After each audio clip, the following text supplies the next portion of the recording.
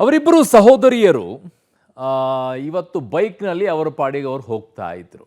But ಹೇಗೆ ಯಾವ ರೀತಿಯಾಗಿ ಸಾವುಗಳು ಬರುತ್ತೆ ಅನ್ನೋದನ್ನು ನೋಡಿ. ಕಸದ ಲಾರಿ ಮಾಡಿರುವಂಥ ಎಡವಟ್ಟುಗಳಿಂದಾಗಿ ಇವತ್ತು ಆ ಇಬ್ಬರು ಸಹೋದರಿಯರು ಸ್ಥಳದಲ್ಲಿನೇ ಮೃತಪಡುವಂಥ ಪರಿಸ್ಥಿತಿ ಆಯಿತು. ಎಲ್ಲಿ?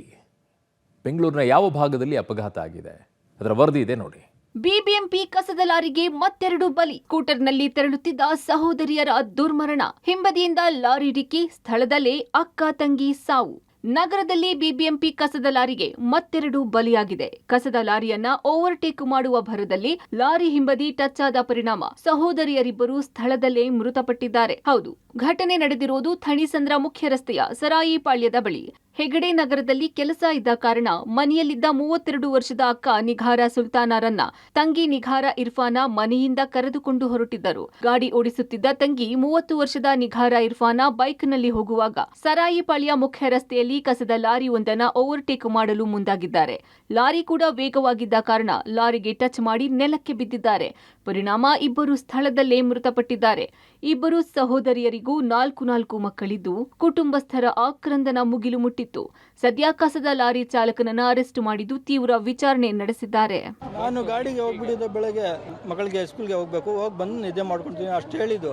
ಚಿಕ್ಕ ತಂಗಿ ಸ್ಕೂಟರ್ ತಗೊಂಡು ಬಂದು ಎಲ್ಲೋ ಹೋಗಿ ಬರೋಣ ಅಂತ ಕರ್ಕೊಂಡು ಹೋಗಿರೋದು. ಅವ್ರಿಗೆ ನನಗೆ ಗೊತ್ತಿಲ್ಲ, ಫೋನ್ ಬಂತು ಈ ಥರ ಆಗ್ಬಿಟ್ಟಿದೆ ಅಂತ.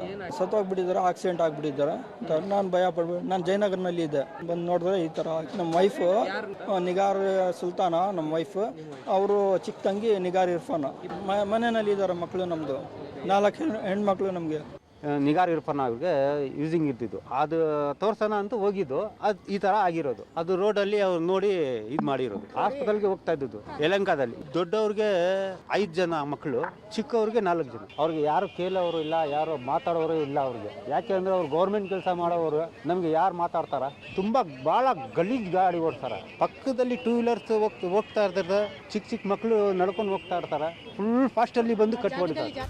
ಇನ್ನು ಅತ ಹೆಬ್ಬಾಳ ಫ್ಲೈಓವರ್ ಮೇಲೂ ಕೂಡ ಅಪಘಾತ ಸಂಭವಿಸಿದೆ. ಬೈಕ್ ಸವಾರರ ಸೆಲ್ಫ್ ಆಕ್ಸಿಡೆಂಟ್ ಪರಿಣಾಮ ಸ್ಥಳದಲ್ಲೇ ಮೃತಪಟ್ಟಿರುವ ಘಟನೆ ನಡೆದಿದೆ. ಹೆಬ್ಬಾಳ ಫ್ಲೈಓವರ್ ಮೇಲೆ ಬೈಕ್ ಸವಾರ ವೇಗವಾಗಿ ಬಂದು ಡಿವೈಡರ್ಗೆ ಡಿಕ್ಕಿ ಹೊಡೆದ ಪರಿಣಾಮ ಸ್ಥಳದಲ್ಲೇ ಸವಾರ ಸಾವನ್ನಪ್ಪಿದ್ದಾನೆ.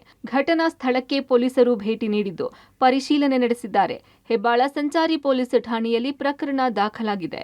ಒಟ್ಟಾರೆ ಒಂದೇ ದಿನ ಬಿಬಿಎಂಪಿ ಕಸದ ಲಾರಿ ಇಬ್ಬರನ್ನ ಬಲಿ ಪಡೆದರೆ ಇತ ಬೈಕ್ ಸವಾರ ಕೈಯಾರೆ ತನ್ನ ಪ್ರಾಣವನ್ನ ತಾನೇ ಕಳೆದುಕೊಂಡಿದ್ದಾನೆ.